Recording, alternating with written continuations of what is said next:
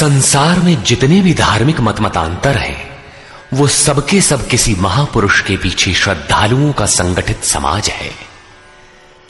महापुरुष की एकांत भजन स्थली ही कालांतर में तीर्थ, आश्रम, मठ और मंदिरों का रूप ले लेते हैं, जहां महापुरुष के नाम पर जीविकोपार्जन से लेकर विलासिता तक के साधन जुटाए जाते हैं।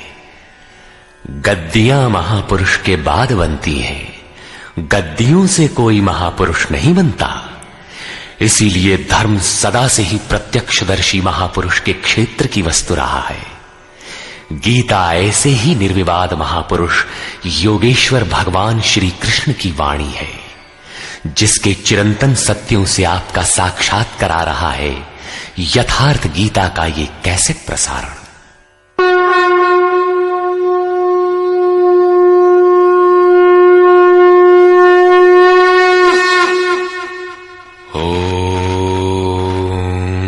श्री परमात्मने नमः। यथार्थ गीता, श्रीमद् भगवद गीता, अथैकादशो अध्यायः। गत अध्याय में योगेश्वर श्री कृष्ण ने अपनी प्रधान प्रधान विभूतियों का संक्षिप्त विवरण प्रस्तुत किया, किंतु अर्जुन को लगा कि उसने विस्तार से सुन लिया है। उसने कहा कि आपकी वाणी सुनने से मेरा सारा मोह नष्ट हो गया, अज्ञान नष्ट हो गया। आपने जो कहा उसे प्रत्यक्ष देखना चाहता हूं। सुनने और देखने में पश्चिम और पूर्व का अंतर है। चलकर देखने पर वस्तु स्थिति कुछ और ही होती है। अर्जुन ने उस रूप को देखा तो कांपने लगा, क्षमा याचना करने लगा। क्या ज्ञानी भयभीत होता है? उसे कोई जिज्ञासा रह जाती है? नहीं, बौद्धिक स्तर की जानकारी सदैव धूमिल रहती है। हां, वो यथार्थ जानकारी के लिए प्रेरणा अवश्य देती है। इसलिए अर्जुन ने निवेदन किया। अर्जुन उवाच,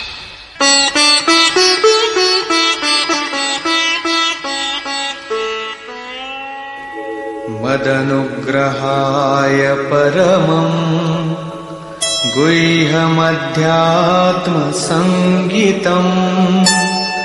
यत्त्वयोक्तं वचस्तेन मोहोऽयं विगतो मम।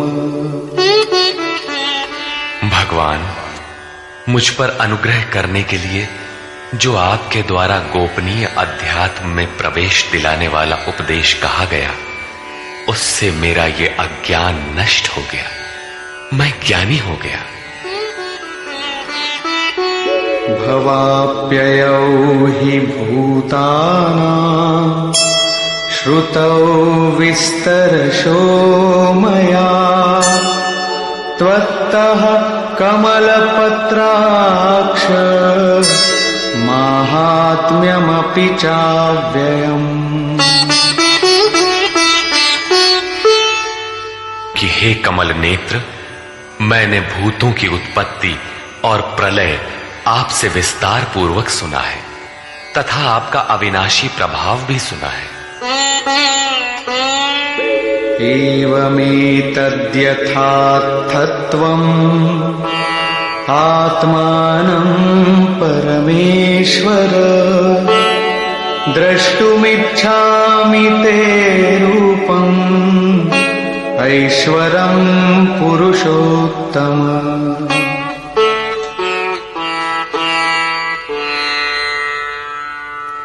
हे परमेश्वर, आप अपने को जैसा कहते हैं ये ठीक ऐसा ही है, इसमें कोई संदेह नहीं है, किंतु मैंने उसे केवल सुना है। अतः हे पुरुषोत्तम, उस ऐश्वर्य युक्त स्वरूप को मैं प्रत्यक्ष देखना चाहता हूं। मन्यसे यदि तच्छक्यं मया द्रष्टुमिति प्रभो योगेश्वर ततो मे त्वं दर्शयात्मानमव्ययम्।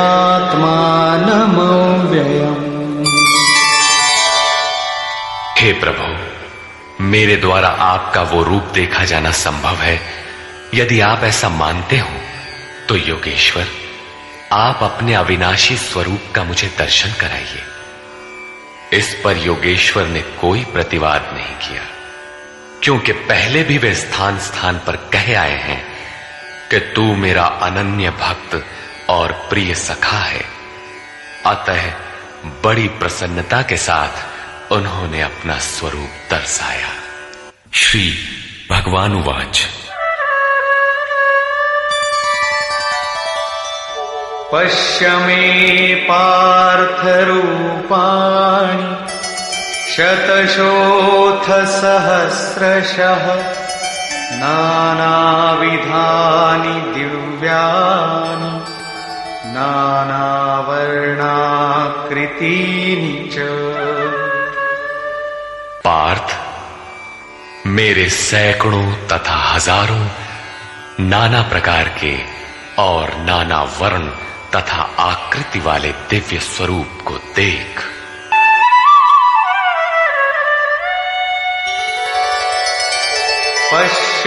पश्यादित्यान् वसून् रुद्रान् अश्विनो मरुतस्तथा बहून्यदृष्टपूर्वाणि पश्याश्चर्याणि भारत।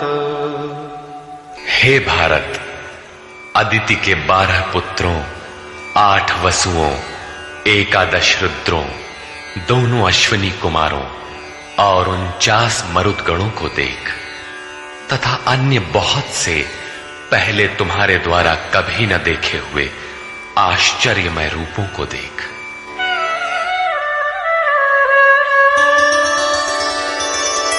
इहैकस्थं जगत्कृत्स्नं पश्याद्य सचराचरम् मम देहे गुडाकेश यच्चान्यद्द्रष्टुमिच्छसि।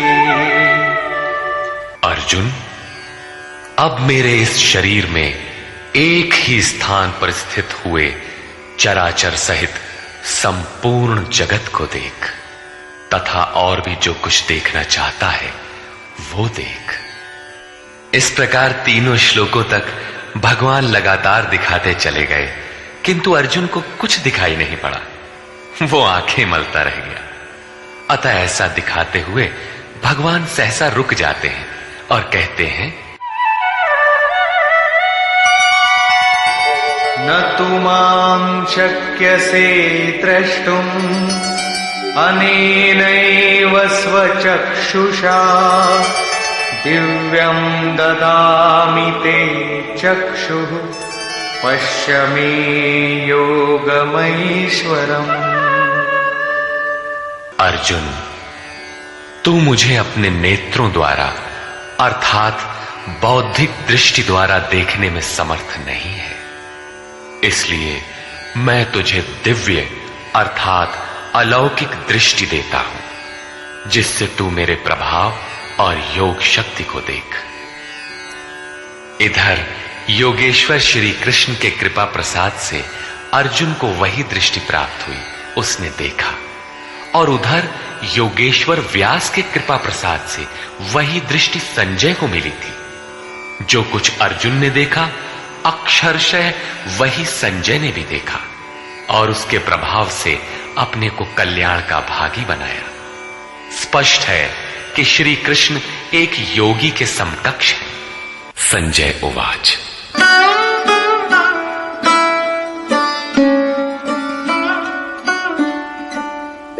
एवमुक्त्वा ततो राजन् महायोगेश्वरो हरिः दर्शयामास पार्थाय परमं रूपमैश्वरम्।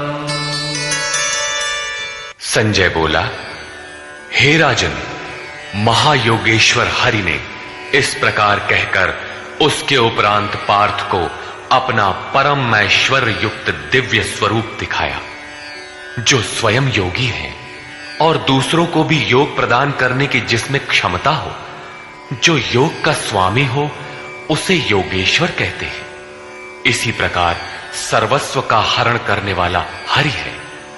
यदि केवल दुखों का हरण किया और सुख छोड़ दिया तो दुख आएगा। अतः सब पापों के नाश के साथ सर्वस्व का हरण करके अपना स्वरूप देने में जो सक्षम है वो हरि है। उन्होंने पार्थ को अपना दिव्य स्वरूप दिखाया। सामने तो खड़े ही थे। अनेक वक्त्र नयनम अनेकाद्भुत दर्शनम अनेक दिव्याभरणम दिव्यानीकोद्यतायुधम। अनेक मुख और नेत्रों से युक्त, अनेक अद्भुत दर्शनों वाले, अनेक दिव्य भूषणों से युक्त और अनेक दिव्य शस्त्रों को हाथ से उठाए तथा दिव्यमाल्याम्बरधरम दिव्यगन्धानुलेपनम सर्वाश्चर्यमयं देवं अनंतं विश्वतोमुखम। दिव्य माला और वस्त्रों को धारण किए हुए, दिव्य गंध का अनुलेपन किए हुए, सब प्रकार के आश्चर्यों से युक्त, सीमा रहित विराट स्वरूप परमदेव को दृष्टि मिलने पर अर्जुन ने देखा। दिवि सूर्य सहस्रस्य भवेद्युगपदुत्थिता यदि भासदृशी सा स्यात् भासस्तस्य महात्मनः। संजय बोला, हे राजन, आकाश में एक साथ 1000 सूर्यों के उदय होने से जितना प्रकाश होता है, वो भी विश्व रूप उन महात्मा के प्रकाश के सदृश कदाचित ही हो। यहां श्री कृष्ण महात्मा ही है, योगेश्वर थे।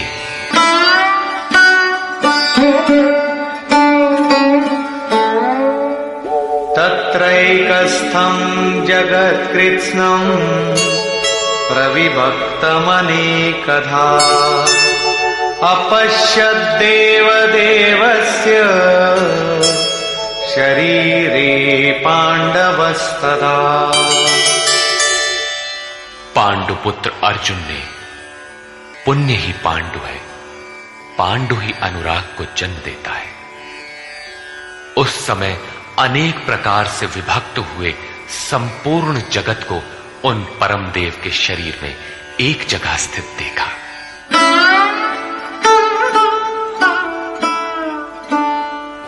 ततः स विस्मयाविष्टो हृष्टरोमा धनञ्जयः प्रणम्य शिरसा देवम् कृताञ्जलिरभाषत। इसके पश्चात आश्चर्य से युक्त हर्षित रोमों वाला वो अर्जुन परमात्मा देव को शिर से प्रणाम कर हाथ जोड़कर बोला। यहां अर्जुन ने अंतःकरण से नमन किया और कहा, अर्जुन उवाच,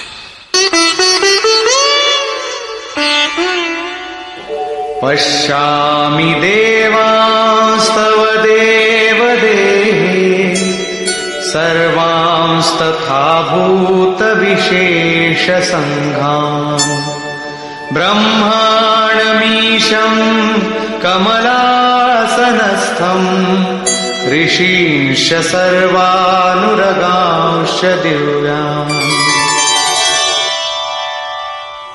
हे देव, आपके शरीर में मैं संपूर्ण देवों को तथा अनेक भूतों के समुदायों को, कमल के आसन पर बैठे हुए ब्रह्मा को, महादेव को, संपूर्ण ऋषियों को तथा दिव्य सर्पों को देखता हूं। ये प्रत्यक्ष दर्शन था, कोरी कल्पना नहीं।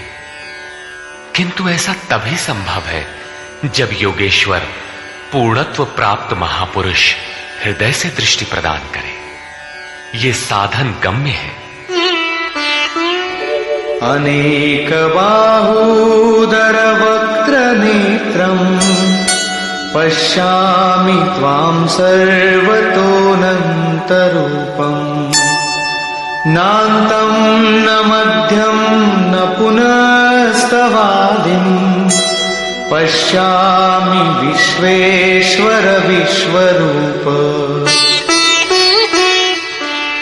विश्व के स्वामी, मैं आपको अनेक हाथ, पेट, मुख और नेत्रों से संयुक्त तथा सब ओर से अनंत रूपों वाला देखता हूं।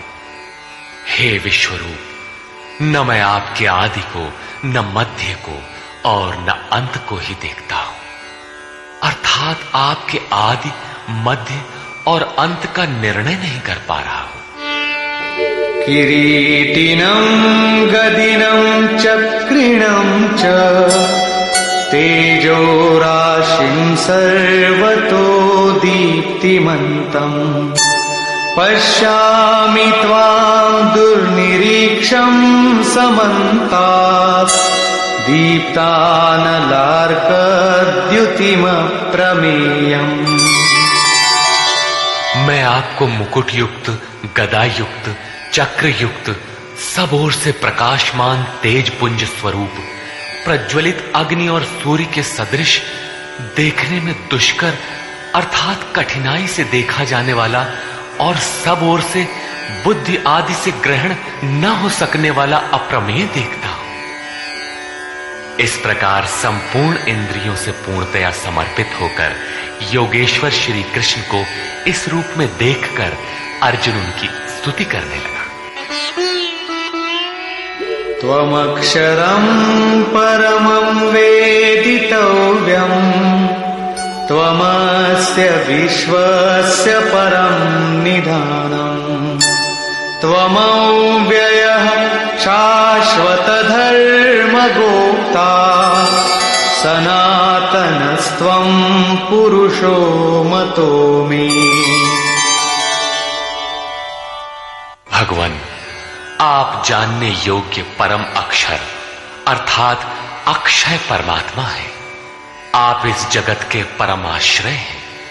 आप शाश्वत धर्म के रक्षक हैं तथा आप अविनाशी सनातन पुरुष हैं, ऐसा मेरा मत है। आत्मा का स्वरूप क्या है? शाश्वत है, सनातन है, अव्यक्त रूप है, अविनाशी है। यहां कृष्ण का क्या स्वरूप है? वही शाश्वत, सनातन, अव्यय, अविनाशी, अर्थात प्राप्ति के पश्चात महापुरुष भी उसी आत्म भाव में स्थित होता है। तभी तो भगवान और आत्मा एक ही लक्षण वाले। अनादिमध्यान्तमनन्त वीर्यम् अनंत बाहुं शशि सूर्य नेत्रम् पश्यामि त्वां दीप्तहुताशवक्त्रम् स्वतेजसा विश्वमिदं तपन्तम्। हे परमात्मन, मैं आपको आदि, मध्य और अंत से रहित, अनंत सामर्थ्य से युक्त, अनंत हाथों वाला, चंद्रमा और सूर्य रूपी नेत्रों वाला तथा प्रज्वलित अग्नि रूपी मुख वाला तथा अपने तेज से इस जगत को तपाते हुए देखता हूं।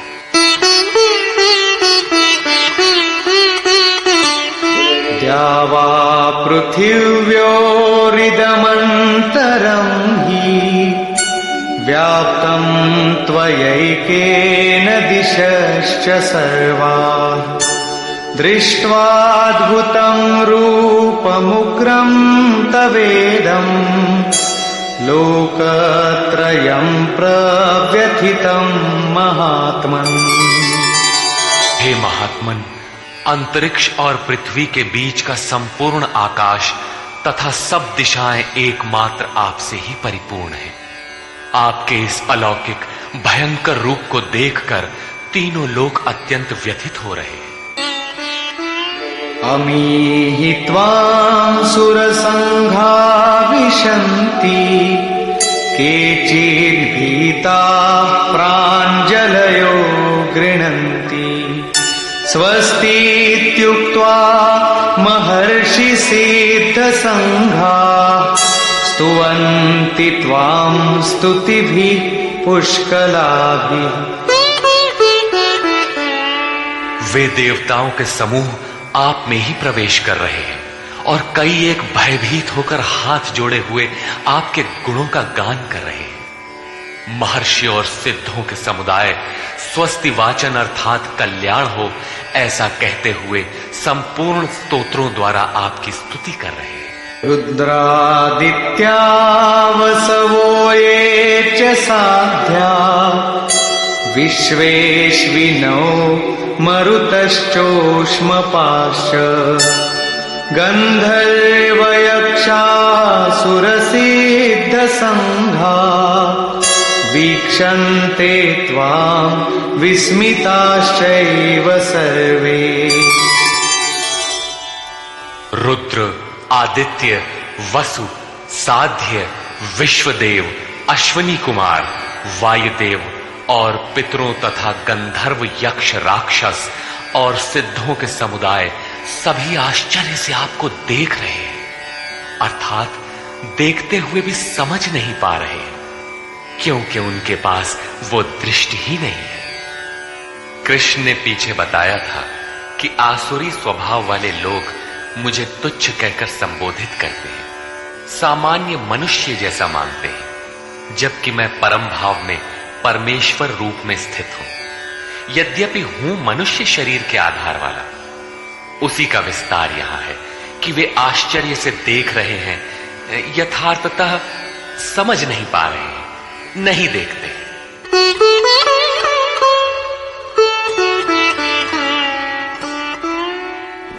रूपं महत्ते बहुवक्त्र नेत्रम् महाबाहो बहुबाहुरुपादम् बहूदरं बहुदंष्ट्राकरालम् दृष्ट्वा लोका प्रव्यथितास्तथाहम्। महाबाहु, कृष्ण महाबाहु है और अर्जुन है। प्रकृति से परे महान सत्ता में जिसका कार्य क्षेत्र हो वो महाबाहु है। कृष्ण महानता के क्षेत्र में पूर्ण है, अधिकतम सीमा में है। अर्जुन उसी की प्रवेशिका में है, मार्ग में है। मंजिल मार्ग का दूसरा छोर ही तो है। महाबाहु योगेश्वर, आपके बहुत मुख और नेत्रों वाले, बहुत हाथ, जंघा और पैरों वाले, बहुत उदरों वाले, अनेक विकराल दाढ़ों वाले महान रूप को देखकर सब लोग व्याकुल हो रहे हैं तथा मैं भी व्याकुल हो रहा हूं। अब अर्जुन को कुछ भय हो रहा है कि श्री कृष्ण इतने महान हैं।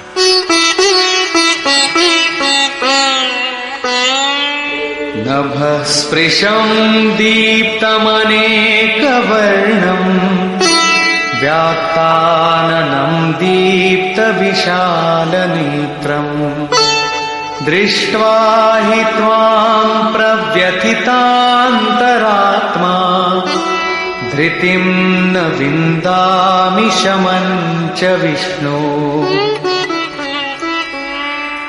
विश्व में सर्वत्र अणुरूप से व्याप्त हे विष्णु, आकाश को स्पर्श किए हुए प्रकाशमान अनेक रूपों से युक्त फैलाए हुए मुख और प्रकाशमान विशाल नेत्रों से युक्त आपको देखकर विशेष रूप से भयभीत अंतःकरण वाला मैं धैर्य और मन के समाधान रूपी शांति को नहीं पा रहा। दंष्ट्राकरालानि च ते मुखानि दृष्ट्वैव कालानलसन्निभानि दिशो न जाने न लभे च शर्म प्रसीद देवेश जगन्निवास। आपके विकराल दाढ़ों वाले और कालाग्नि के समान प्रज्वलित मुखों को देखकर मैं दिशाओं को नहीं जान पा रहा हूं। चारों ओर प्रकाश देखकर दिशा भ्रम हो रहा है। आपका ये रूप देखते हुए मुझे सुख भी नहीं मिल रहा है।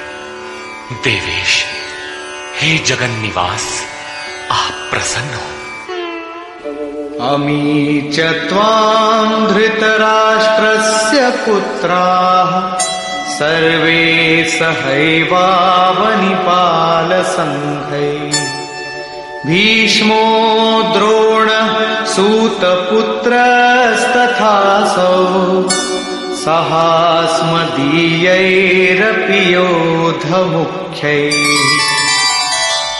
वे सभी धृतराष्ट्र के पुत्र राजाओं के समुदाय सहित आप में प्रवेश कर रहे हैं, और भीष्म पितामह, द्रोणाचार्य तथा वो कर्ण जिससे अर्जुन बहुत भयभीत था, वो कर्ण एवं हमारी ओर के भी प्रधान योद्धाओं सहित सब के सब वक्त्राणि ते त्वरमाणा विशन्ति दंष्ट्राकरालानि भयानकानि केचिद्विलग्ना दशनान्तरेषु सन्दृश्यन्ते चूर्णितैरुत्तमाङ्गैः। बड़े वेग से आपके विकराल दाढ़ों वाले भयानक मुखों में प्रवेश कर रहे हैं तथा उनमें से कितने ही चूर्ण हुए सिरों सहित आपके दांतों के बीच में लगे हुए दिखाई पड़ रहे हैं। वे किस वेग से प्रवेश कर रहे हैं, अब उनका वेग देखिए। यथा नदीनां बहवोऽम्बुवेगाः समुद्रमेवाभिमुखा द्रवन्ति तथा तवामी नरलोकवीरा विशन्ति वक्त्राण्यभिविज्वलन्ति। जैसे नदियों के बहुत से जल प्रवाह अपने में विकराल होते हुए भी समुद्र की ओर दौड़ते हैं, समुद्र में प्रवेश करते हैं, ठीक उसी प्रकार वे शूरवीर मनुष्यों के समुदाय आपके प्रज्वलित मुखों में प्रवेश कर रहे हैं। अर्थात वे अपने में शूरवीर तो हैं, किंतु आप समुद्रवत हैं। आपके समक्ष उनका बल अत्यल्प है। वे किस लिए और किस प्रकार प्रवेश कर रहे हैं, इसके लिए उदाहरण प्रस्तुत है। यथा प्रदीप्तं ज्वलनं पतंगा विशन्ति नाशाय समृद्धवेगा तथैव नाशाय विशन्ति लोकाः तवापि वक्त्राणि समृद्धवेगा। जैसे पतंगे नष्ट होने के लिए ही प्रज्वलित अग्नि में अति वेग से प्रवेश करते हैं, वैसे ही ये सब प्राणी भी अपने नाश के लिए आपके मुखों में अत्यंत बढ़े हुए वेग से प्रवेश कर रहे हैं। लेलीहसे ग्रसमानः समन्तात् लोकान् समग्रान् वदनैर्ज्वलद्भिः तेजोभिरापूर्य जगत् समग्रम् भासस्तवोग्रा प्रतपन्ति विष्णु। आप उन समस्त लोकों को प्रज्वलित मुखों द्वारा सब ओर से निगलते हुए चाट रहे हैं, उनका आस्वादन कर रहे हैं। हे व्यापनशील परमात्मन, आपकी उग्र प्रभा संपूर्ण जगत को अपने तेज से व्याप्त करके तप रही है। तात्पर्य यह है कि पहले आसुरी संपत्ति परम तत्व में विलीन हो जाती है, उसके पश्चात दैवी संपत्ति का कोई प्रयोजन नहीं रह जाता, इसलिए वो भी उसी स्वरूप में विलीन हो जाती है। अर्जुन ने देखा कि कौरव पक्ष तदनंतर उसके अपने पक्ष के योद्धा कृष्ण के मुख में विलीन होते जा रहे हैं। उसने पूछा,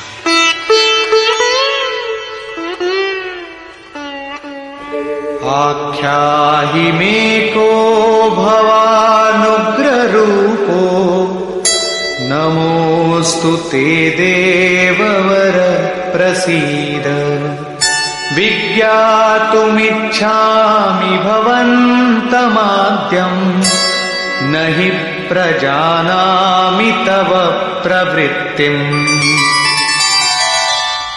मुझे बताइए कि भयंकर आकार वाले आप कौन हैं? हे देवों में श्रेष्ठ, आपको नमस्कार है।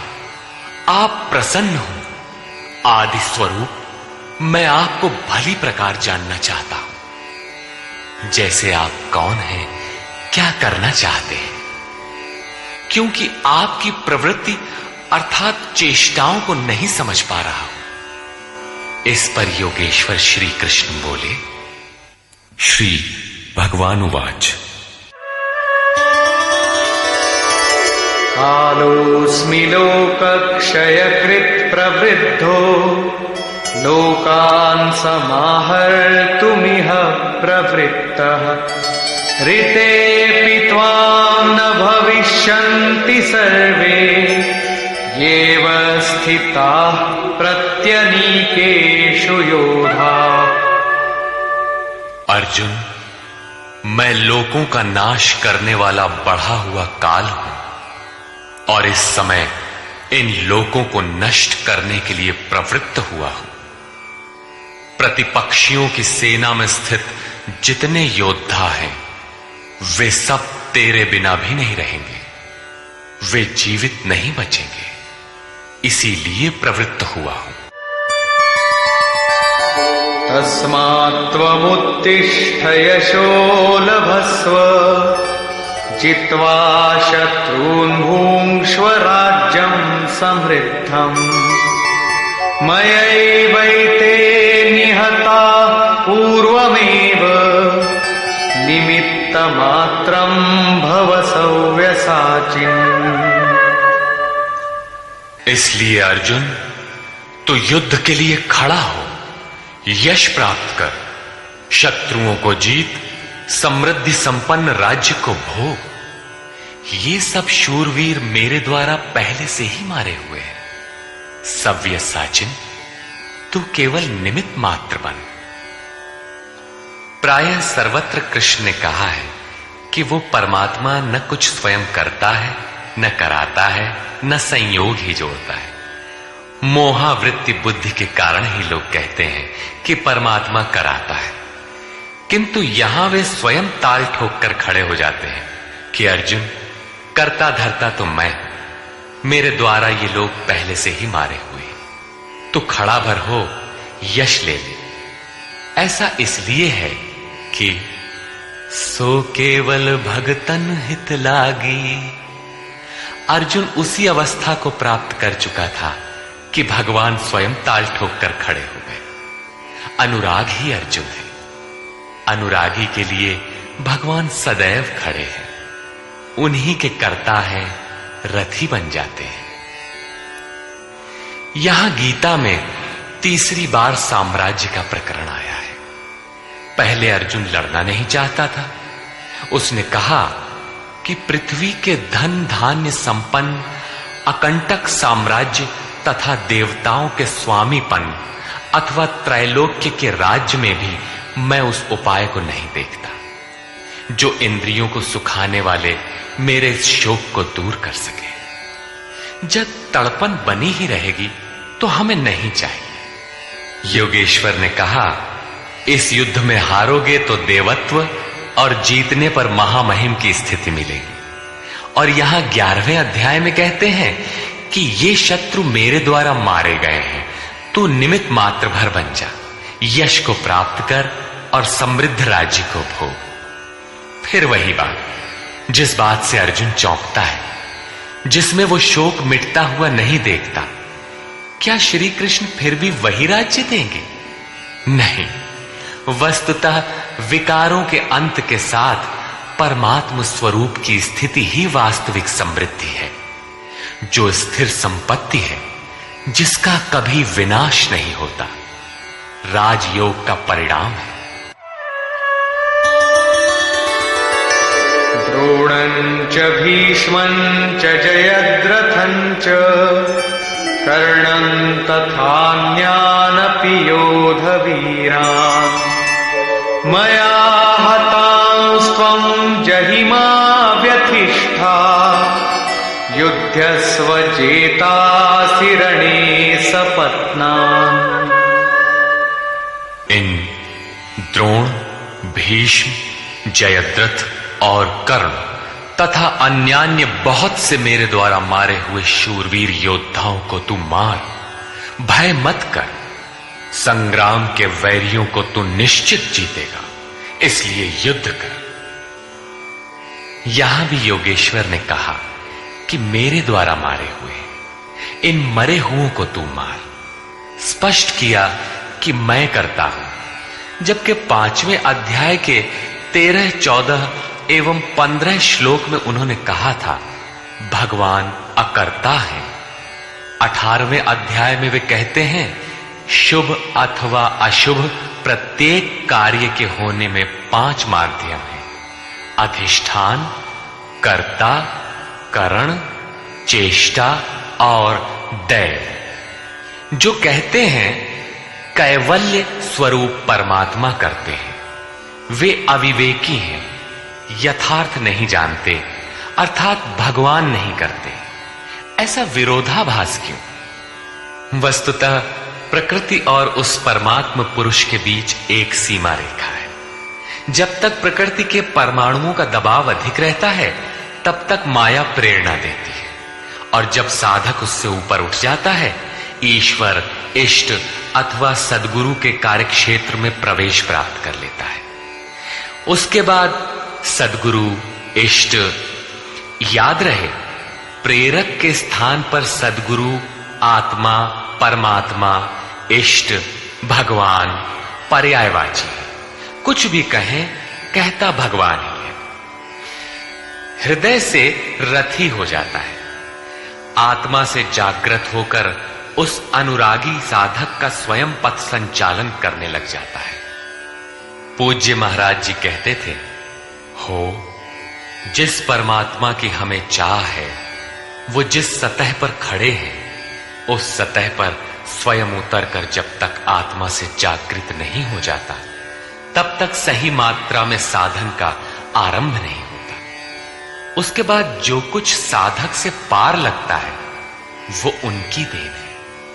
साधक तो निमित्त मात्र होकर उनके संकेत और आदेश पर चलता भर रहता है। साधक की विजय उनकी देन है।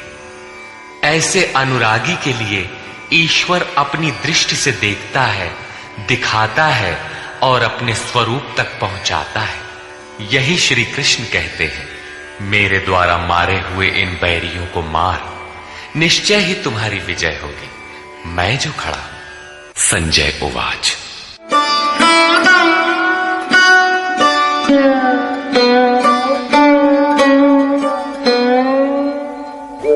एतत् श्रुत्वा वचनं केशवस्य कृताञ्जलिर्वेपमानः किरीटी नमस्कृत्वा भूय एवाह कृष्णं सगद्गदं भीत प्रणम्य। संजय बोला, जो कुछ अर्जुन ने देखा ठीक वैसा ही संजय ने देखा है। अज्ञान से आच्छादित मन ही अंधा धृतराष्ट्र है, लेकिन ऐसा मन भी संयम के माध्यम से भली प्रकार देखता, सुनता और समझता है। केशव के इन उपर्युक्त वचनों को सुनकर किरीटधारी अर्जुन भयभीत होकर कांपता हुआ हाथ जोड़कर नमस्कार करके फिर श्री कृष्ण से इस प्रकार गदगद वाणी में ही बोला। अर्जुन उवाच। स्थाने ऋषिकेश तव प्रकीर्त्या जगत् प्ररिष्यत्यनुरज्यते च रक्षांसि भीतानि दिशो द्रवन्ति सर्वे नमस्यन्ति च सिद्धसंघाः। हे अंतर्यामिन ऋषिकेश, ये उचित ही है कि आपकी कीर्ति से संसार हर्षित होता है और अनुराग को प्राप्त होता है। आपकी ही महिमा से भयभीत हुए राक्षस दिशाओं में भागते हैं और सब सिद्ध गणों के समुदाय आपकी महिमा को देखकर नमस्कार करते हैं।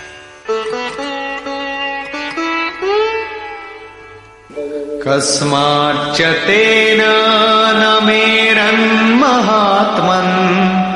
गरीयसे ब्रह्मणोऽप्यादिकर्त्रे अनंत देवेश जगन्निवास त्वमक्षरं सदसत्तत्परं यत्।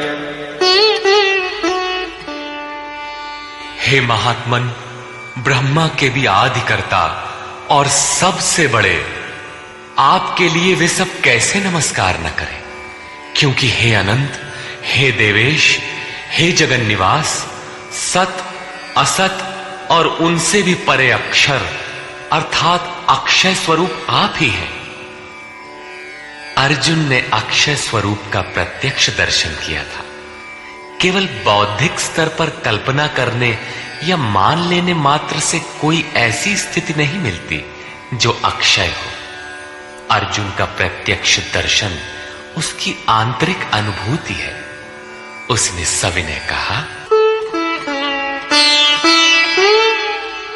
त्वमादिदेव पुरुषः पुराण त्वमस्य विश्वस्य परं निधानम् वेत्तासि वेद्यं च परं च धाम त्वया ततं विश्वमनन्तरूप।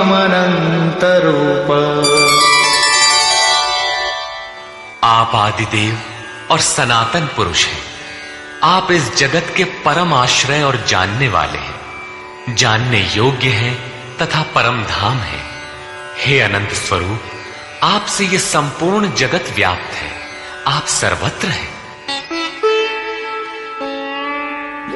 वायुर्यमोऽग्निर्वरुण शशाङ्कः प्रजापतिस्त्वं प्रपितामहश्च नमो नमस्तेस्तु सहस्रकृत्वः पुनश्च भूयोऽपि नमो नमस्ते। आप ही वायु, यमराज, अग्नि, वरुण, चंद्रमा तथा प्रजा के स्वामी ब्रह्मा और ब्रह्मा के भी पिता हैं। आपको हजारों बार नमस्कार है, फिर भी बार बार नमस्कार है। अतिशय श्रद्धा और भक्ति के कारण नमन करते हुए अर्जुन को तृप्ति नहीं हो रही है। वो कहता है,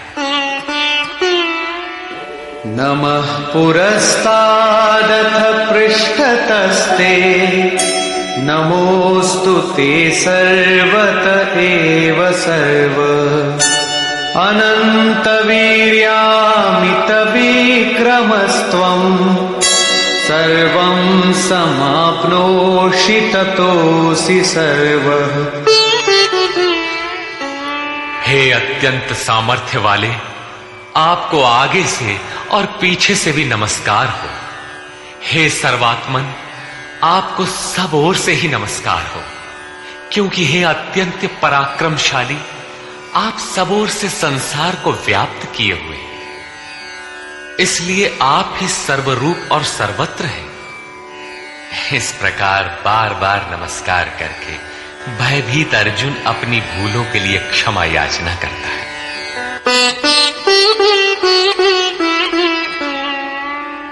सखेति मत्वा प्रसभं यदुक्तम् हे कृष्ण हे यादव हे सखेति अजानता महिमानं तवेदं मया प्रमादात् प्रणयेन वापि।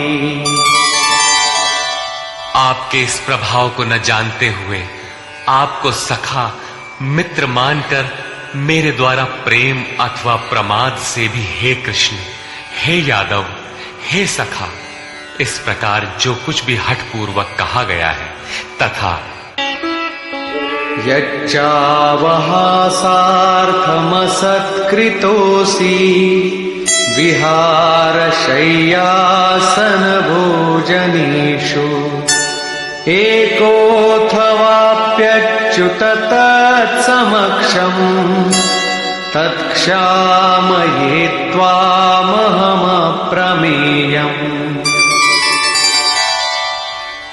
हे अच्युत, जो आप हंसी के लिए विहार, शैया, आसन और भोजनादिकों में अकेले अथवा उन लोगों के सामने भी अपमानित किए गए हैं, वो सब अपराध अचिंत्य प्रभाव वाले आपसे मैं क्षमा कराता। किस प्रकार क्षमा करें? पितासि लोकस्य चराचरस्य त्वमस्य पूज्यश्च गुरुर्गरीयान् न त्वत्समोऽस्त्यभ्यधिकः कुतोऽन्यो लोकत्रयेऽप्य प्रतिमप्रभाव। आप इस चराचर जगत के पिता, गुरु से भी बड़े गुरु और अति पूजनीय है, जिसकी कोई प्रतिमा नहीं, ऐसे अप्रतिम प्रभाव वाले। आपके समान तीनों लोकों में दूसरा कोई नहीं है, फिर अधिक कैसे होगा? आप सखा भी नहीं, सखा तो समकक्ष होता है।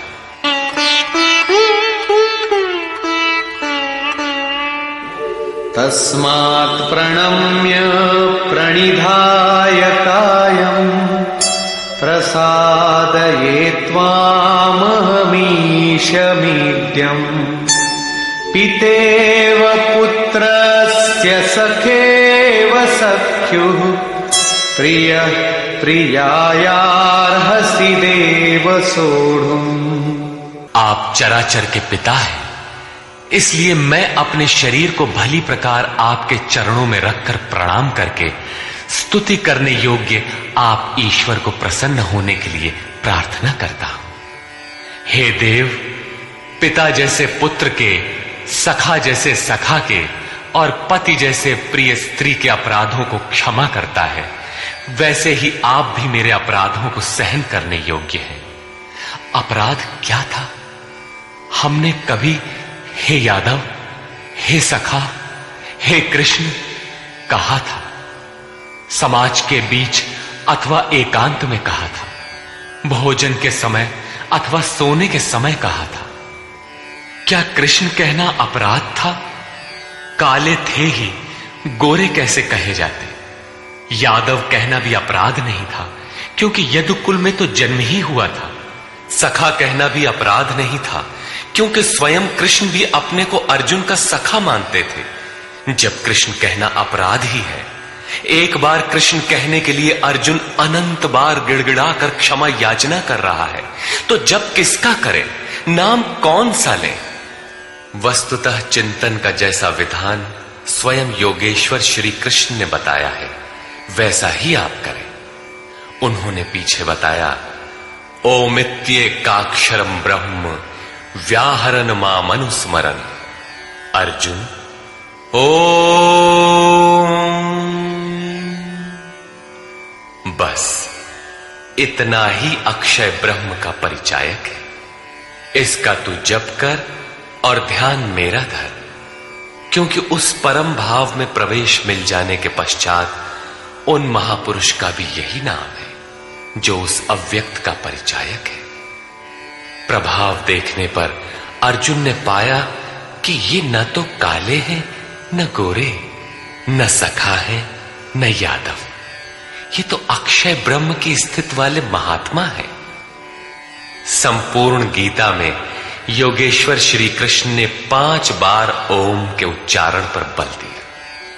अब यदि आपको जप करना है तो कृष्ण कृष्ण न कहकर ओम का ही जप करें। प्रायः भाविक लोग कोई ना कोई रास्ता निकाल लेते हैं, कोई ओम जपने के अधिकार और अनाधिकार की चर्चा से भयभीत है तो कोई महात्माओं की दुहाई देता है, अथवा कोई कृष्ण ही नहीं, उनसे पहले राधा और गोपियों का नाम भी उनकी शीघ्र प्रसन्नता के लोभ में जपता है। पुरुष श्रद्धामय है, इसलिए उनका ऐसा जपना मात्र भावुकता है। यदि आप सचमुच भाविक हैं तो उनके आदेश का पालन करें। वे अव्यक्त में स्थित होते हुए भी आज आपके सामने नहीं हैं, लेकिन उनकी वाणी आपके समक्ष है। उनकी आज्ञा का पालन करें, अन्यथा आप ही बताइए कि गीता में आपका क्या स्थान है। हां, इतना अवश्य है कि अध्येष्यते च यइमं श्रद्धावानन् सूयश्च शृणुयादपि यो नरः। जो अध्ययन करता है, सुनता है, वो ज्ञान तथा यज्ञ को जान लेता है, शुभ लोकों को पा जाता है। अतः अध्ययन अवश्य करें। प्राण अपान के चिंतन में कृष्ण नाम का क्रम पकड़ में नहीं आता। बहुत से लोग कोरी भावुकतावश केवल राधे राधे कहने लगे। आजकल अधिकारियों से काम न होने पर उनके सगे संबंधियों से, प्रेमी या पत्नी से सोर्स लगाकर काम चला लेने की परंपरा है। लोग सोचते हैं कदाचित भगवान के घर में भी ऐसा चलता होगा, अतः उन्होंने कृष्ण कहना बंद करके राधे राधे कहना आरंभ कर दिया। वे कहते हैं राधे राधे श्याम मिला दे। जो राधा एक बार बिछुड़ी तो स्वयं श्याम से नहीं मिल पाई, वो आपको कैसे मिला दे। अतः अन्य किसी का कहना न मानकर श्री कृष्ण के आदेश को आप अक्षरशः माने, ओम का जप करें। हां, यहां तक उचित है कि राधा हमारा आदर्श है, उतनी ही लगन से हमें भी लगना चाहिए। यदि पाना है तो राधा की तरह विरही बनना है। आगे भी अर्जुन ने कृष्ण कहा। कृष्ण उनका प्रचलित नाम था। ऐसे कई नाम थे जैसे गोपाल, किंतु बहुत से साधक गुरु गुरु या गुरु का प्रचलित नाम भावुकतावश जपना चाहते हैं, किंतु प्राप्ति के पश्चात प्रत्येक महापुरुष का वही नाम है जिस अव्यक्त में वो स्थित है। बहुत से शिष्य प्रश्न करते हैं, गुरुदेव जब ध्यान आपका करते हैं तो पुराना नाम ओम इत्यादि क्यों जपें? गुरु गुरु अथवा कृष्ण कृष्ण क्यों न कहें? किंतु यहां योगेश्वर ने स्पष्ट किया कि अव्यक्त स्वरूप में विलय के साथ महापुरुष का भी वही नाम है जिसमें वो स्थित है। कृष्ण संबोधन था, जपने का नाम नहीं। योगेश्वर श्री कृष्ण से अर्जुन ने अपने अपराधों के लिए क्षमा याचना की, उन्हें स्वाभाविक रूप में आने की प्रार्थना की। कृष्ण मान गए, सहज हो गए, अर्थात उसे क्षमा भी कर दिया। उसने निवेदन किया, अदृष्टपूर्वं हृषितोऽस्मि दृष्ट्वा भयेन च प्रव्यथितं मनो मे तदेव मे दर्शय देवरूपं प्रसीद देवेश जगन्निवास। अभी तक अर्जुन के समक्ष योगेश्वर विश्व रूप में है, अतः वो कहता है कि मैं पहले न देखे हुए आपके इस आश्चर्यमय रूप को देखकर हर्षित हो रहा हूं तथा मेरा मन भय से अति व्याकुल भी हो रहा है।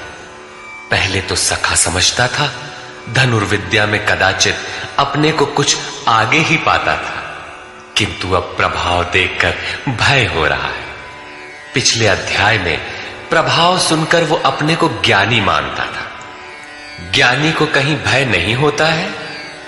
वस्तुतः प्रत्यक्ष दर्शन का प्रभाव ही विलक्षण होता है। सब कुछ सुन लेने और मान लेने के बाद भी सब कुछ चलकर जानना शेष ही रहता है।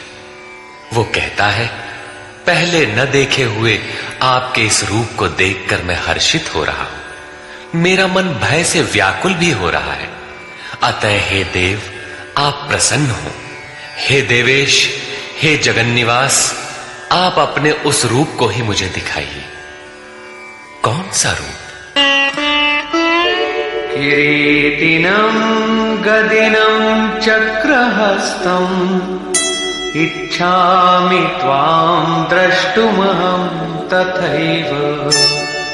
तेनैव रूपेण चतुर्भुजेन सहस्रबाहो भव विश्वमूर्ते। मैं आपको वैसे ही, अर्थात पहले की ही तरह सिर पर मुकुट धारण किए हुए, हाथ में गदा और चक्र लिए हुए देखना चाहता हूं। इसलिए हे विश्वरूप, हे सहस्त्रबाहु, आप अपने उसी चतुर्भुज स्वरूप में होइए। कौन सा रूप देखना चाहा? चतुर्भुज रूप? अब देखना है कि चतुर्भुज रूप है क्या। श्री भगवान उवाच।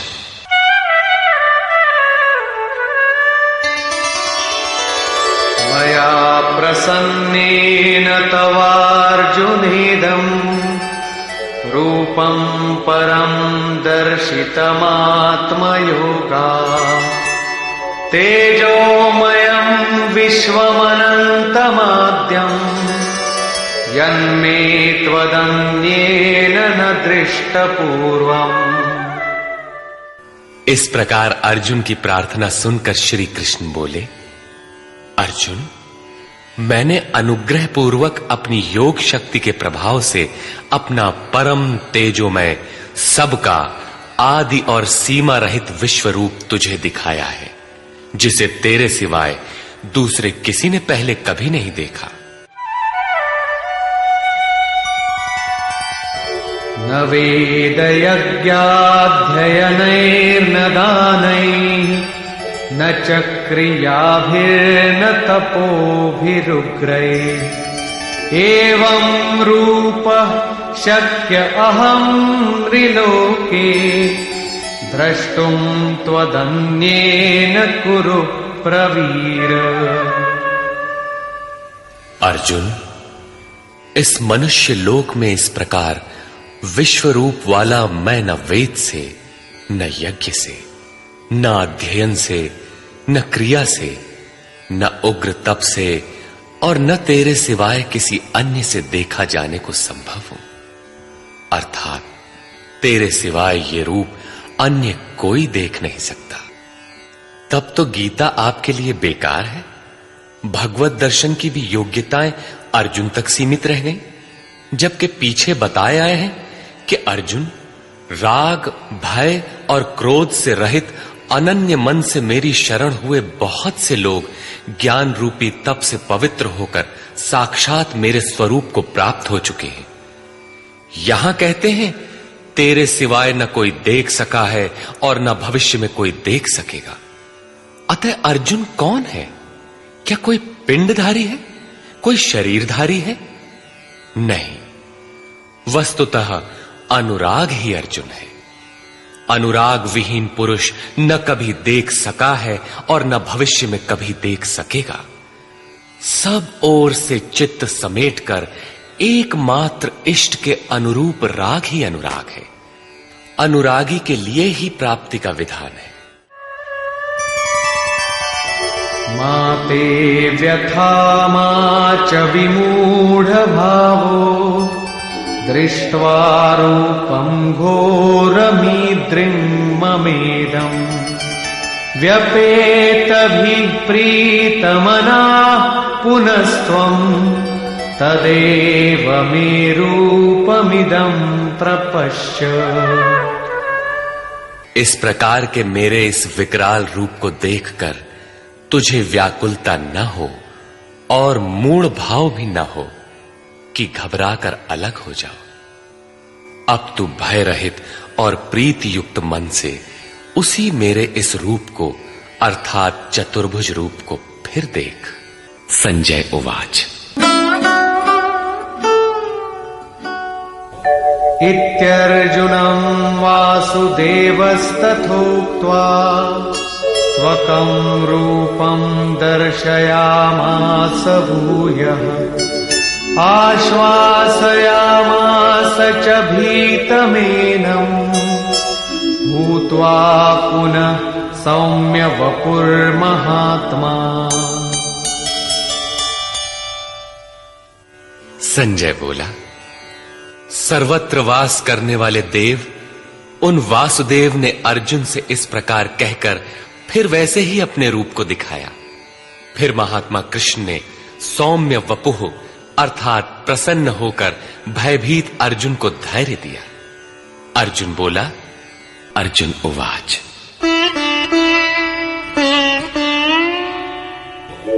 दृष्ट्वेदं मानुषं रूपं तव सौम्यं जनार्दन इदानीमस्मि संवृत्तः सचेताः प्रकृतिं गतः। जनार्दन, आपके इस अत्यंत शांत मनुष्य रूप को देखकर अब मैं प्रसन्न चित्त हुआ और अपने स्वभाव को प्राप्त हो गया हूं। अर्जुन ने कहा था कि भगवान, अब आप मुझे उसी चतुर्भुज स्वरूप का दर्शन कराइए। योगेश्वर ने कराया भी, किंतु अर्जुन ने जब देखा तो क्या पाया? मानुषम रूपम, मनुष्य के रूप को देखा। वस्तुतः प्राप्ति के पश्चात महापुरुष ही चतुर्भुज और अनंत भुज कहलाते हैं। दो भुजा वाला महापुरुष तो अनुरागी के समक्ष बैठा ही है, किंतु अन्यत्र कहीं से कोई स्मरण करता है तो वही महापुरुष उस स्मरणकर्ता से जागृत होकर उसका भी मार्गदर्शन करता है। भुजा कार्य का प्रतीक है। वे भीतर भी कार्य करते हैं, बाहर भी। यही चतुर्भुज स्वरूप है। उनके हाथों में शंख, चक्र, गदा और पद्म क्रमशः वास्तविक लक्ष्य घोष, साधन चक्र का प्रवर्तन, इंद्रियों का दमन और निर्मल निर्लेप कार्य क्षमता का प्रतीक मात्र है। यही कारण है कि चतुर्भुज रूप में उन्हें देखने पर भी अर्जुन ने उन्हें मनुष्य रूप में ही पाया। चतुर्भुज महापुरुषों के शरीर और स्वरूप से कार्य करने की विधि विशेष का नाम है, न कि चार हाथ वाले कोई कृष्ण थे। श्री भगवानुवाच, सुदुर्दर्शमिदं रूपं दृष्टवानसि यन्मम देवाप्यस्य रूपस्य नित्यं दर्शनकांक्षिणः। महात्मा श्री कृष्ण ने कहा, अर्जुन, मेरा ये रूप देखने को अति दुर्लभ है, जैसा कि तूने देखा है, क्योंकि देवता भी सदा इस रूप के दर्शन की इच्छा रखते हैं। वस्तुतः सभी लोग संत को पहचान ही नहीं पाते। पूज्य सत्संगी महाराज अंतः प्रेरणा वाले पूर्ण महापुरुष थे, लेकिन उन्हें लोग पागल समझते रहे।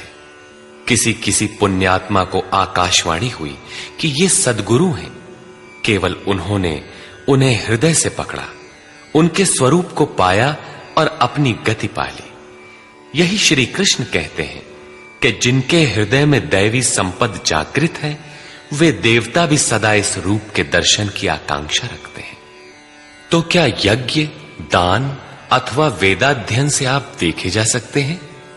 वे महात्मा कहते हैं, नाहं वेदैर्न तपसा न दानेन न चेज्जया शक्य एवं विधो द्रष्टुं दृष्टवानसि मां यथा। न वेदों से, न तप से, न दान से और न यज्ञ से मैं इस प्रकार देखा जाने को सुलभ हूं जिस प्रकार तूने देखा है। तब क्या आपको देख पाने का कोई उपाय नहीं है? वे महात्मा कहते हैं, एक उपाय है।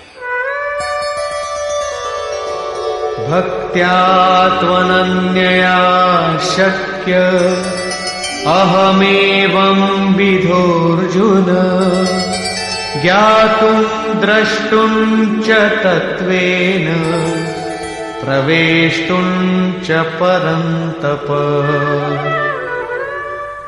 हे श्रेष्ठ तप वाले अर्जुन, अनन्य भक्ति द्वारा अर्थात सिवाय मेरे अन्य किसी देवता का स्मरण न करते हुए अनन्य श्रद्धा से तो मैं इस प्रकार प्रत्यक्ष देखने के लिए, तत्व से साक्षात जानने के लिए तथा प्रवेश करने के लिए भी सुलभ हूं। अर्थात उसकी प्राप्ति का एकमात्र सुगम माध्यम अनन्य भक्ति है। अंत में ज्ञान भी अनन्य भक्ति में परिणत हो जाता है, जैसा कि पीछे अध्याय 7 में द्रष्टव्य है। पीछे उन्होंने कहा कि तेरे सिवाय न कोई देख सका है न कोई देख सकेगा, जबकि यहां कहते हैं कि अनन्य भक्ति से न केवल मुझे देखा जा सकता है अपितु साक्षात जाना और मुझ में प्रवेश भी पाया जा सकता है।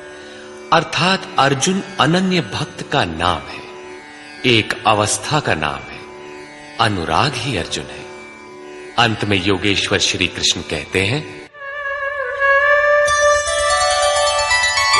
मत्कर्म कृन्मत्परमो मद्भक्तः संगवर्जितः निर्वैरः सर्वभूतेषु यः स मामेति पांडव। हे अर्जुन, जो पुरुष मेरे द्वारा निर्दिष्ट कर्म अर्थात नियत कर्म यज्ञार्थ कर्म करता है, मत्परमः मेरे परायण होकर करता है, जो मेरा अनन्य भक्त है, संगवर्जितः किंतु संग दोष में रहते हुए वह कर्म नहीं हो सकता, अतः संग दोष से रहित होकर संपूर्ण भूत प्राणियों में बैर भाव से रहित है, वो मुझे प्राप्त होता है। तो क्या अर्जुन ने युद्ध किया? प्रण करके क्या उसने जयद्रथादि को मारा? निर्वैरः सर्वभूतेषु, यदि उन्हें मारता है तो भगवान को न देख पाता, जबकि अर्जुन ने देखा है। इससे सिद्ध है कि गीता में एक भी श्लोक ऐसा नहीं है जो बाह्य मारकाट का समर्थन करता हो। जो निर्दिष्ट कर्म यज्ञ की प्रक्रिया का आचरण करेगा, जो अनन्य भाव से उनके सिवाय किसी का स्मरण तक नहीं करेगा, जो संग दोष से अलग रहेगा, तो युद्ध कैसा? जब आपके साथ कोई है ही नहीं तो आप युद्ध किससे करेंगे? संपूर्ण भूत प्राणियों में जो बैर भाव से रहित है, मन से भी किसी को सताने की कल्पना न करे, वही मुझे प्राप्त होता है। तो क्या अर्जुन ने लड़ाई ली? कभी नहीं। वस्तुतः संग दोष से अलग रहकर जब आप अनन्य चिंतन में लगते हैं, निर्धारित यज्ञ की क्रिया में प्रवृत्त होते हैं, उस समय परिपंथी राग द्वेष काम क्रोध इत्यादि दुर्जय शत्रु बाधा के रूप में प्रत्यक्ष ही है। उनका पार पाना ही युद्ध है। निष्कर्ष, इस अध्याय के आरंभ में अर्जुन ने कहा, भगवन, आपकी विभूतियों को मैंने विस्तार से सुना, जिससे मेरा मोह नष्ट हो गया, अज्ञान का शमन हो गया। किंतु जैसा आपने बताया कि मैं सर्वत्र हूं, इसे मैं प्रत्यक्ष देखना चाहता हूं। यदि मेरे द्वारा देखना संभव हो तो कृपया उसी स्वरूप को दिखाइए। अर्जुन प्रिय सखा था, अनन्य सेवक था। अतएव योगेश्वर श्री कृष्ण ने कोई प्रतिवाद न कर तुरंत दिखाना आरंभ किया कि अब मेरे ही अंदर खड़े सप्तर्षि और उनसे भी पूर्व होने वाले ऋषियों को देख, ब्रह्मा और विष्णु को देख, सर्वत्र फैले मेरे तेज को देख, मेरे ही शरीर में एक स्थान पर खड़े तो चराचर जगत को देख। किंतु अर्जुन आंखें मलता ही रह गया। इसी प्रकार योगेश्वर श्री कृष्ण 3 श्लोकों तक अनवरत दिखाते गए, किंतु अर्जुन को कुछ भी दिखाई नहीं पड़ा। सभी विभूतियां योगेश्वर में उस समय थीं, किंतु अर्जुन को वे सामान्य मनुष्य जैसे ही दिखाई पड़ रहे थे। तब इस प्रकार दिखाते दिखाते योगेश्वर श्री कृष्ण सहसा रुक जाते हैं और कहते हैं, अर्जुन, इन आंखों से तू मुझे नहीं देख सकता, अपनी बुद्धि से तू मुझे परख नहीं सकता। लो, अब मैं तुझे वह दृष्टि देता हूं जिससे तू मुझे देख सकेगा। भगवान तो सामने खड़े ही थे। अर्जुन ने देखा, वास्तव में देखा। देखने के पश्चात क्षुद्र त्रुटियों के लिए क्षमा याचना करने लगा, जो वास्तव में त्रुटियां नहीं थीं। उदाहरण के लिए, भगवान, कभी मैंने आपको कृष्ण, यादव और कभी सखा कह दिया था, इसके लिए आप मुझे क्षमा करें। श्री कृष्ण ने क्षमा भी किया, क्योंकि अर्जुन की प्रार्थना स्वीकार कर वे सौम्य स्वरूप में आ गए, धीरज बंधाया। वस्तुतः कृष्ण कहना अपराध नहीं था, वे सांवले थे ही, गोरे कैसे कहलाते? यदुवंश में जन्म हुआ ही था। श्री कृष्ण स्वयं भी अपने को सखा मानते ही थे। वास्तव में प्रत्येक साधक महापुरुष को पहले ऐसा ही समझते हैं। कुछ उन्हें रूप और आकार से संबोधित करते हैं, कुछ उनकी वृत्ति से उन्हें पुकारते हैं, और कुछ उन्हें अपने ही समकक्ष मानते हैं। उनके यथार्थ स्वरूप को नहीं समझते। उनके अचिंत्य स्वरूप को अर्जुन ने समझा तो पाया कि ये न तो काले हैं और न गोरे, न किसी कुल के हैं और न किसी के साथी ही हैं। इनके समान कोई है ही नहीं, तो सखा कैसा, बराबर कैसा? यह तो अचिंत्य स्वरूप है। जिसे यह स्वयं दिखा दे वही इन्हें देख पाता है। अतः अर्जुन ने अपनी प्रारंभिक भूलों के लिए क्षमा याचना की। प्रश्न उठता है कि जब कृष्ण कहना अपराध है तो उनका नाम जपा कैसे जाए? तो जिसे योगेश्वर श्री कृष्ण ने जपने के लिए स्वयं बल दिया, जपने की जो विधि बताई, उसी विधि से आप चिंतन स्मरण करें। वह है ओमित्येकाक्षरम ब्रह्म व्याहरन् मामनुस्मरन्। ओम अक्षय ब्रह्म का पर्याय है। ओ अहम स ओम, जो व्याप्त है वह सत्ता मुझ में छिपी है। यही है ओम का आशय। आप इसका जप करें और ध्यान मेरा करें। रूप अपना, नाम ओम का बताया। अर्जुन ने प्रार्थना की कि चतुर्भुज रूप में दर्शन दीजिए। श्री कृष्ण ने उसी सौम्य स्वरूप को धारण किया। अर्जुन ने कहा, भगवान, आपके सौम्य मानव स्वरूप को देखकर अब मैं प्रकृतिस्थ हुआ। मांगा था चतुर्भुज रूप, दिखाया मानुषम रूपम। वास्तव में शाश्वत में प्रवेश वाला योगी शरीर से यहां बैठा है, बाहर दो हाथों से कार्य करता है और साथ ही अंतरात्मा से जागृत होकर जहां से भी जो भाविक स्मरण करते हैं, एक साथ सर्वत्र उनके हृदय से जागृत होकर प्रेरक के रूप में कार्य करता है। हाथ उसके कार्य का प्रतीक है। यही चतुर्भुज है। श्री कृष्ण ने कहा, अर्जुन, तेरे सिवाय मेरे इस रूप को न कोई देख सका और भविष्य में न कोई देख सकेगा। तब गीता तो हमारे लिए व्यर्थ है। किंतु नहीं, योगेश्वर कहते हैं, एक उपाय है। जो मेरा अनन्य भक्त है, मेरे सिवाय जो दूसरे किसी का स्मरण न करके निरंतर मेरा ही चिंतन करने वाला है, उसकी अनन्य भक्ति के द्वारा मैं प्रत्यक्ष देखने को, अर्थात जैसा तूने देखा है, तत्व से जानने को और प्रवेश करने को भी सुलभ हूं। अर्थात अर्जुन अनन्य भक्त था। भक्ति का परमार्जित रूप है अनुराग। इष्ट के अनुरूप लगाओ। मिले ही न रघुपति बिनु अनुरागा। अनुराग विहीन पुरुष न कभी पाया है और न पा सकेगा। अनुराग नहीं है तो कोई लाख योग करे, जप करे, तप करे या दान करे, वह नहीं मिलता। अतः इष्ट के अनुरूप राग अथवा अनन्य भक्ति नितांत आवश्यक है। अंत में श्री कृष्ण ने कहा, अर्जुन, मेरे द्वारा निर्दिष्ट कर्म को कर, मेरा अनन्य भक्त होकर कर, मेरी शरण होकर कर, किंतु संग दोष से अलग रहकर, संग दोष में यह कर्म हो ही नहीं सकता।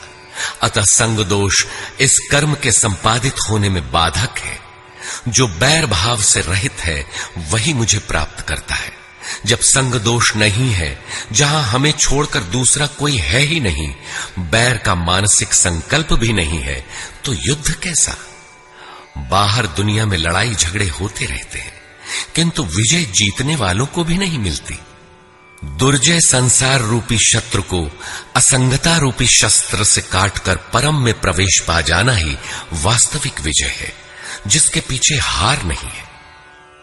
इस अध्याय में पहले तो योगेश्वर श्री कृष्ण ने अर्जुन को दृष्टि प्रदान की, फिर अपने विश्व रूप का दर्शन कराया।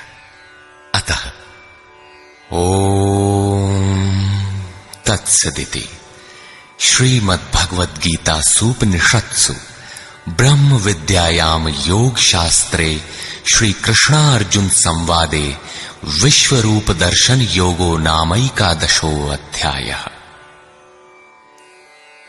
इस प्रकार स्वामी अड़गड़ानंद कृत श्रीमद् भगवत गीता का 11वां अध्याय पूर्ण होता है। हरि ओम तत्सत।